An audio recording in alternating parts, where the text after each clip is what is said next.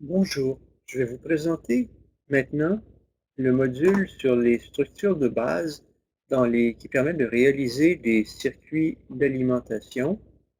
C'est une des applications les plus importantes des diodes et un des messages que je vais avoir souvent pour vous dans le cours électronique, c'est que les diodes sont partout, bien que c'est un composant simple et que c'est le composant le plus simple qu'on peut faire avec les semi-conducteurs. C'est un composant que l'on retrouve partout et qui s'utilise dans une grande panoplie de circuits, des dizaines, voire des centaines de configurations de circuits. Donc, on va voir comment on peut s'en servir pour faire des blocs d'alimentation que vous retrouvez partout. Vos ordinateurs, vos euh, téléphones intelligents, vos tablettes ne fonctionneraient pas sans ces convertisseurs dans ces blocs d'alimentation qui permettent de convertir une énergie AC en énergie DC. Donc, la structure de base ça c'est la chaîne d'un bloc d'alimentation. Donc, dans la chaîne d'un bloc d'alimentation, vous allez retrouver les différents modules. D'abord, on va avoir un redresseur qui va prendre un signal AC et qui va en faire un signal dit redressé. Et on va prendre dans le fond l'alternance négative de cette onde que l'on voit et on va ensuite la ramener du côté positif. Un bloc d'alimentation complet va ensuite comporter une forme de filtre qui nous permet de lisser le signal pour nous amener autour d'un signal qui a une certaine composante DC, mais avec une fluctuation, comme vous le voyez dans ce schéma simplifié. Ensuite, dans un bloc d'alimentation complet, on va normalement retrouver un régulateur. Un régulateur, il y en a différentes formes et ça peut devenir assez complexe et assez sophistiqué et bien sûr dépasser le niveau de secours, comme on peut avoir des régulateurs simples. On en a déjà vu un réalisé avec un triplet de diodes. On va voir qu'il y a d'autres types de circuits qui permettent de faire la même chose. Donc, on va voir des composants dans le cadre du trimestre qui permettent de faire des régulateurs de base et on pourrait pousser le jeu beaucoup plus loin pour se faire des régulateurs très sophistiqués qui vont nous donner quelque chose qui est un DC propre dans lequel il y a peu ou pas de bruit, puis le niveau de bruit que l'on va tolérer dans un régulateur dépend beaucoup de l'application. On va ensuite donc attaquer une charge qui est ce qu'on cherche à alimenter. Donc, le circuit de base du bloc d'alimentation, c'est donc une source AC. Donc, vous avez votre source sinusoïdale. Typiquement, vous avez votre connexion qui vient du fournisseur d'énergie au Québec, c'est Hydro-Québec. Ça vient d'une source qui est typiquement ce qu'on appelle le 110 volts AC. En réalité, si vous mettez un voltmètre là-dessus, vous allez voir que ça fait souvent 120 volts chez vous.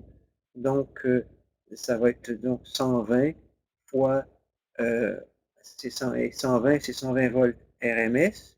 Donc, ça va être 120 fois racine de 2 sur 2.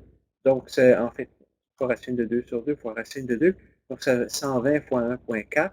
Donc, un 120 volts RMS va vous donner des pointes qui typiquement vont aller jusqu'à 160, 170 volts, moins 160, moins 170 volts. Le plus souvent, on ne va pas attaquer directement un circuit électronique commun avec des tensions aussi élevées. On va vouloir les abaisser.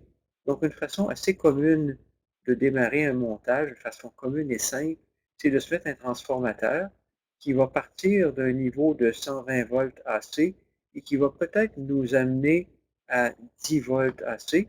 Il est très commun quand on parle de tension AC de s'exprimer en termes de tension RMS.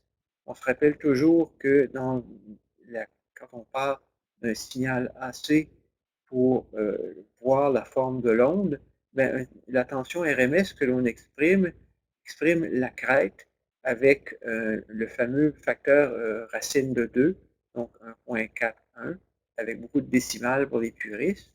Donc, si on avait, par exemple, un transformateur qui descend notre 120 volts à 10 volts, on aurait des pointes à 15 volts, et on pourrait commencer à se construire un bloc d'alimentation pour notre circuit électronique qu'on veut alimenter. Si vous passez ce signal dans un redresseur simple, comme celui qui est là, donc je vais effacer des choses dont je n'ai pas besoin. Donc si on part avec notre signal, la portion positive de l'onde, donc la portion positive de cette onde qu'on voit ici illustrée en bleu, vous constatez dans ce schéma qu'il y a quelque chose qui est réel, qui est la chute de tension directe dans la diode en polarisation directe. Donc ce qu'on va retrouver, c'est notre signal AC côté positif, moins une tension de diode qu'on va retrouver à la charge qui correspond à cette portion de la réponse. Jusqu'à V diode en tension directe, ça ne fait rien. Donc notre fameux 700 millivolts, typiquement pour une diode au silicium. Puis ensuite, une réponse 1 pour 1, une réponse à pente de 1. Et évidemment, on fait l'hypothèse là-dedans que l'impédance, la résistance dynamique de la diode est beaucoup plus petite que celle de la charge. Donc, si j'ai 10 volts AC avec des pointes à 14 volts, je passe dans une diode qui me donne 700 millivolts de chute, ben c'est un peu ce qu'on vous montre dans ce schéma ici. Vous retrouveriez avec votre 14.1 moins 0,7, ça vous donnerait 13,4 du côté positif. Et du côté négatif, ben, il n'y a rien qui passe. Si vous avez une charge de 50 ohms ou de 100 ohms, la résistance inverse d'une diode va facilement aller dans les gigaohms. Donc, ce n'est pas infini, ce n'est pas véritablement infini, mais 1 gigaohm versus 100 ohms, ben, on peut l'approximer comme quelque chose qui est infini. Ça ne laisse rien passer. Donc, ça va nous donner, encore une fois, cette onde qui est redressée, mais qu'on appelle en simple alternance. Bon, c'est pas très confortable faire un bloc d'alimentation avec une onde simple alternance. Puis les diodes, ça coûte pas cher. Un composant diode, ça peut coûter quelques sous. Donc, on a ce circuit, et si on commence à l'analyser de façon simple, donc ce qu'on va retrouver, la tension crête que l'on va retrouver ici, c'est la tension crête de cette onde sinusoïdale, qui est notre tension AC multipliée vers le 1,414, la racine de 2, moins la tension diode en polarisation directe. Et en polarisation inverse, ben, quand la tension va s'inverser, comme à la charge, il ne reste rien quand il n'y a pas de courant qui passe, ben, la diode va voir une polarisation inverse qui peut atteindre jusqu'à moins Vs. Donc la diode doit être conçue pour résister à une tension maximale de Vs en module, donc moins Vs. Donc si par exemple j'ai 10 volts AC, ben, ma diode va avoir moins 14 volts. Mais si j'avais 110 volts AC, qui est en fait 120, si vous prenez un voltmètre AC que vous le connectez sur ce que vous avez dans les fiches à la maison chez vous, ben, vous allez voir des tensions qui peuvent atteindre, des pointes qui peuvent atteindre 175 volts. Donc vous voyez que très rapidement, il faut se choisir un composant qui va être capable de tolérer des points qui vont être assez élevés, comme par exemple 200 volts. Et même ça, ce ne serait pas sécuritaire parce que parfois le réseau d'Hydro-Québec est sujet à des fluctuations et vous pourriez voir des pointes à 220 ou 250 volts de pointe qui pourraient venir griller une diode qui n'a juste qu'une tension, qui n'a que la capacité de supporter 200 volts. Donc, déjà, de façon simple, au laboratoire, on peut vous mettre dans les sacs pour faire vos essais un N4004 qui est capable à 200 volts. Donc, le prochain montage retrouvé, quand on a ce transformateur, ben ça, c'est un design qui est simple, qui était à 200 volts. Donc, le prochain montage que l'on va retrouver, quand on a ce transformateur, ben ça, c'est un design qui est simple, qui est très, très, très facile à comprendre. On peut prendre un transformateur à prise centrale. Donc, on enroule le secondaire avec une prise centrale. Et ce que ça fait, c'est que ça nous donne deux ondes qui sont hors de phase à 180 degrés, comme on le montre ici, la version positive et la version négative. Et chacune de ces ondes étant hors de phase l'une par rapport à l'autre, si je passe dans une diode puis dans une autre diode, ben, il y en a une des deux qui va traiter le côté positif, l'autre va traiter le côté négatif, et l'une comme l'autre vont introduire une chute de tension directe d'environ 700 millivolts. Et là, vous pouvez voir l'intérêt de ce modèle simplifié de la diode au silicium qui a une chute de 700 millivolts. Si j'ai des pointes à 15 volts ou à 50 volts ou à 100 volts ou à 200 volts, le fait que la chute dans la diode soit de 600, 700 ou 750 millivolts, ça ne nous dérange pas beaucoup. Ce n'est pas un facteur qui est considérable. Donc, et dans ce montage, vous allez maintenant avoir une onde qui est beaucoup mieux redressée et dans lequel ben, on a vraiment un redresseur dit à double alternance et c'est le signal que l'on veut qui est ici et qui va être plus, disons, facile à exploiter pour se faire des blocs d'alimentation. Notez qu'il y a quelque chose qui est important ici par rapport aux tensions de brisure que la diode doit être capable de tolérer. Si j'ai, par exemple, prenons le cas de figure où j'aurais un 120 volts cassé avec des pointes à plus 170 volts, ben, quand j'ai plus 170 volts ici, il y a moins 170 volts là. Si je perds 700 millivolts sur ma diode en polarisation directe, j'ai 170, ça m'amène à ce point plus 167. Mais pendant ce temps-là, à cause du jeu du transformateur, j'ai moins 170. Donc, en fait, cette diode, quand celle-ci voit la pointe positive, avec sa chute directe de 700 millivolts, celle-ci va devoir tolérer deux fois la pointe. Donc, c'est ce qu'on va voir, si je peux la regarder ici. Donc, c'est cette différence-là qui est la tension que va devoir soutenir chacune des deux diodes quand elle est hors de phase, quand elle a un rôle de bloquer le passage du courant.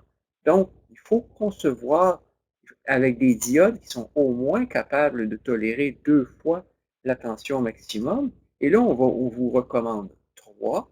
On vous recommande 3 parce que dans un montage comme ça, dans un bloc d'alimentation qui va être connecté sur le réseau d'un distributeur d'énergie, qui va être sujet à avoir des fluctuations, par exemple, quand un moteur de grande taille part ou arrête, c'est des grandes inductances. Et ça va avoir tendance, quand on a envie d'arrêter un moteur, à retourner de l'énergie dans le réseau. Et quand ça retourne de l'énergie dans le réseau, il faut que ça aille en quelque part. Et ça peut se matérialiser comme des pointes de tension. Et votre bloc d'alimentation de votre ordinateur, lui, il va voir ça. Donc, s'il n'est pas capable de le prendre, vous allez le détruire. Donc, on va penser en termes d'un facteur de sécurité, où on dit le minimum, c'est 2, mais on recommande d'aller à 3 dans un montage comme ça. Donc, la diode que l'on prend doit être capable de soutenir au moins 2, mais de façon sécuritaire, 3 fois la tension de pointe qui est prévue avec ce montage. Donc, une autre vue de la même chose sur le redresseur simple alternance et le redresseur double alternance, ça apporte plus de détails sur exactement le même montage.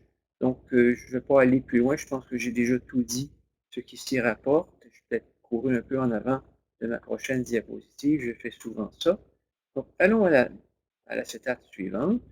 Donc, à la planche suivante, donc on voit ce redresseur double alternance qui commande une charge et qui va me donner une tension crête qui est de Vs moins Vd avec une tension inverse crête à laquelle chaque diode qui va être soumise qui est de 2 Vs moins 1 fois Vd. Donc, j'ai mon plus Vs qui est ici, j'ai mon moins Vs qui est là, j'ai moins Vd ici. Donc, quand j'ai ma tension positive maximum ici, ben, la diode qui est là va voir une tension inverse de 2 Vs moins Vd, qui est c'est une répétition de ce que j'ai déjà dit sur une des planches précédentes. Donc, un circuit qui est extrêmement intéressant, c'est joli ça au plan simplicité conceptuelle et logique, mais en réalité, ce qui se passe dans la pratique, c'est que le transformateur, les enroulements, le cuivre, c'est un composant qui coûte cher, qui est gros, qui est lourd. Le cuivre, ça coûte cher. Puis, au fur et à mesure que le temps avance, les diodes coûtent de moins en moins cher. Donc, une diode discrète, comme celle que vous allez utiliser au laboratoire, ça coûte 15, 20, 30 sous, dépendant du volume avec lequel vous allez les acheter. Et une diode intégrée, ben, quand je fais un circuit intégré sur lequel j'ai des millions de composants, je peux avoir 1 million de composants électroniques sur un dé de silicium qui coûte 10 sous. Donc, dans un cas de figure comme ça, ben, la diode, elle coûte rien. Elle peut coûter des micro-sous. Donc, dans un cas comme ça, on va possiblement privilégier un circuit qui comporte plus de diodes, mais qui n'a pas cette prise centrale sur le transformateur. Un petit peu plus compliqué à conceptualiser, et c'est donc le redresseur, ce redresseur qui est basé donc sur un pont de diodes et qui va nous permettre d'avoir l'onde complète. Donc, si j'enlève les artefacts que je ne veux plus et je reviens pour analyser ce circuit, bien, quand j'ai mon onde positive, le chemin que le courant va prendre, c'est comme ça. Ici. Ça, c'est quand je suis dans la phase positive ici. Quand je suis dans la phase négative, donc on va enlever ce que je viens de faire et on reprend et on analyse le cas de la phase négative. Donc maintenant, dans l'onde négative, donc cette portion-là de l'onde, là maintenant, vous avez une valeur qui est positive ici. Donc la sinusoïdale s'est inversée et le positif est ici. On va alimenter notre charge, on traverse ici, puis on retourne. Donc avec un même transformateur et 4 diodes, donc le transformateur étant moins coûteux, étant plus simple, en exploitant des diodes qui est le composant à rabais, qui ne coûte pas cher, on peut maintenant se donner cette seconde alternance, puis avoir les deux ondes dans ce montage. On va poursuivre pour analyser un peu ce circuit. Et donc, dans ce montage, la tension crête que l'on va voir ici, ça va être VS moins 2 fois VD, parce qu'on va perdre une tension de diode, puis on va perdre une deuxième tension de diode. Donc, on perd quand même, il y a un compromis là, on perd 2 tensions de diode. Si mon bloc d'alimentation me donne 100 volts AC avec une pointe de 140 quelques, ou 120 volts AC avec une pointe de 170, le fait de perdre 1,4 volts au lieu de perdre 700 millivolts, c'est pas très grave sur l'efficacité, et c'est un compromis qu'on va très très souvent accepter pour avoir un transformateur qui est pas mal moins coûteux. Donc, mais on observe qu'il y a quand même une différence.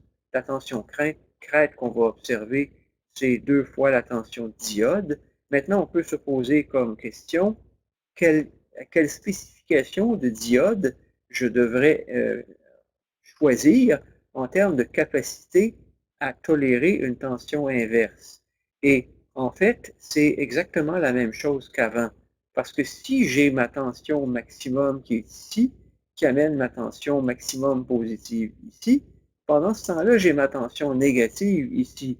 Et la diode, quand je suis à la crête positive ici, ben cette tension de diode, cette diode qui est ici, va devoir supporter la tension inverse double de la crête, de ce que je vois ici. Donc, dans ce montage, il faut que la diode soit capable de soutenir la tension crête. En fait, je fais une petite erreur de raisonnement ici. Là. Si j'ai 0 et plus V peak, et j'ai plus V peak moins une tension de diode, ben en fait, je me reprends là. Donc, chaque diode va être capable de voir la tension crête maximum moins une tension de diode. Et dans ce côté-ci, je me suis aperçu de mon erreur en le disant, là.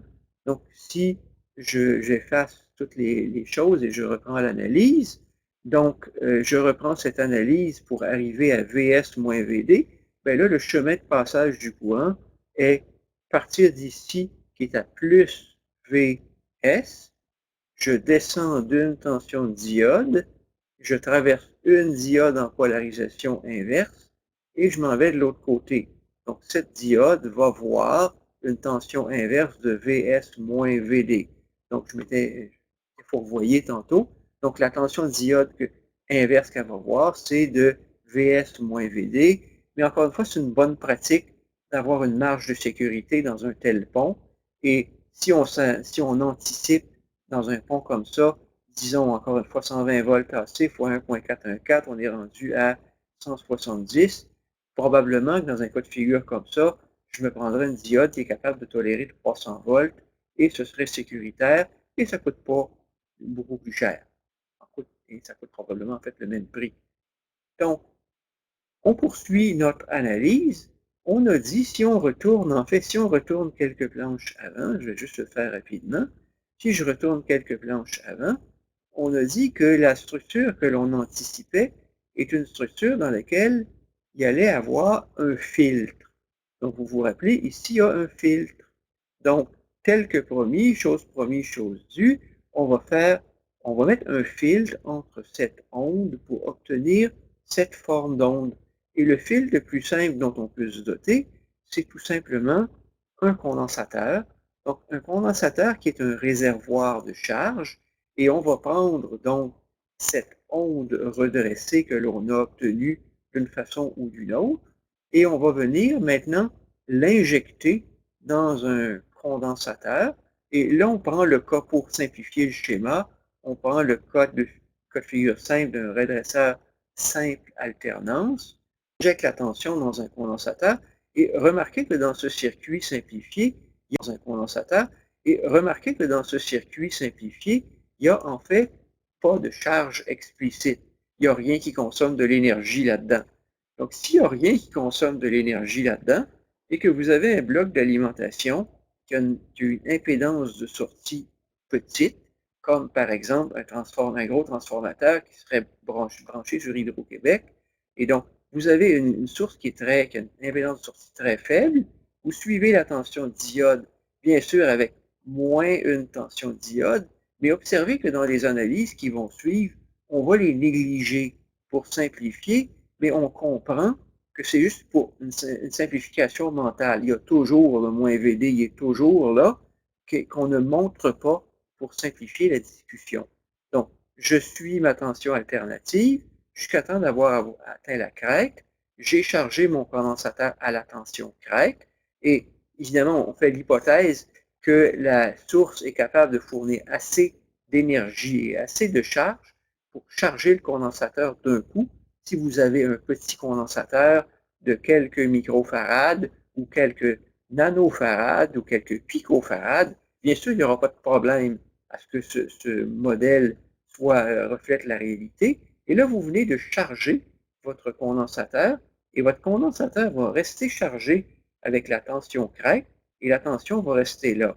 Et à la prochaine onde, qu'est-ce qui va se passer? Bon, on va dire pas grand-chose, puisque le condensateur étant déjà chargé à la crête, cette tension crête va rester là et vous allez rester au niveau DC. Donc, dans le demi-cycle positif, la diode conduit, elle charge le condensateur au maximum, mais comme il n'y a rien qui consomme de l'énergie, la tension sur le condensateur reste au maximum et elle conduit, mais elle conduit avec un courant qui est proche de zéro. Il n'y a essentiellement rien, puis elle conduit seulement, dans le fond, à la crête. Si on veut poursuivre donc le raisonnement et l'analyse, ben, pour que ce soit utile et que ça serve à quelque chose, notre but est bien sûr d'alimenter quelque chose. Et notre charge, donc ce qui va consommer de l'énergie dans notre montage, on peut l'assimiler à une résistance. Donc, remplaçons notre ordinateur portable, remplaçons notre téléphone cellulaire par une résistance qui consomme la même quantité d'énergie pour une certaine tension crête. Donc, cette résistance Maintenant, elle est en parallèle avec le condensateur et la discussion et l'analyse est semblable. On suit la tension sinusoïdale, on atteint la crête, et là, pendant que l'onde sinusoïdale descend, le condensateur est un réservoir de charge qui va retourner à votre montage l'énergie. Et votre montage, votre charge R, va donc être alimenté par le condensateur tant que la tension à ce point est inférieure à la tension sur le condensateur. Et à l'onde suivante, donc à la crête suivante, quand la tension sinusoïdale va repasser au-delà de la tension résiduelle dans le condensateur, vous allez venir recharger votre condensateur et vous allez ensuite faire ça. Et donc, ça vous donne ce que vous voyez ici. Si j'enlève les choses qui sont de trop, je vais l'enlever puis je vais le refaire au complet. Donc, ça vous donne, vous montez, oups, je vais venir avec ça, pointeur.